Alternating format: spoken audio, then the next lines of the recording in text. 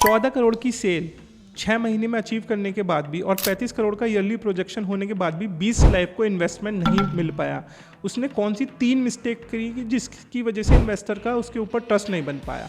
पहली, product specification.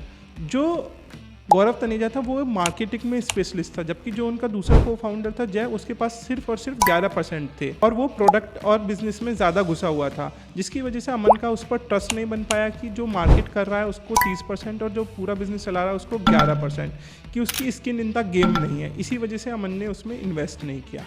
दूसरा, numbers को डिस्क्लोज ना करना। जब अनुपम ने गौरव तनेजा से पूछा कि उनकी पर्सनल इनकम क्या है और उनका कितने एक्टिव फॉलोअर्स हैं, तो गौरव ने उनको डिस्क्लोज नहीं किया, या ये कह सकते हैं उनको उस टाइम पर पता नहीं था।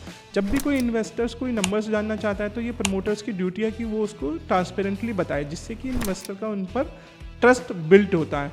Number 3, focus on the one business. हमेशा इन्वेस्टर चाहता है कि जो स्टार्टअप के को फाउंडर्स हैं उनका एक ही फोकस हो और एक ही बिजनेस पर फोकस हो। ऐसा क्यों? क्योंकि जब भी बिजनेस में डाउन्स आएँ वो अपनी पूरी एनर्जी लगा के बिजनेस को दोबारा से रिवाइव कर पाएँ, क्योंकि हर बिजनेस में अप्स एंड डाउन लगे रहते हैं। अगर फाउंडर्स के मल्टीपल बिजनेस होते हैं तो इन्वेस्टर का उन पर ट्रस्ट नहीं बन पाता है, क्योंकि उनको लगता है कि उनका फोकस बाइफरकेटेड हो जाएगा।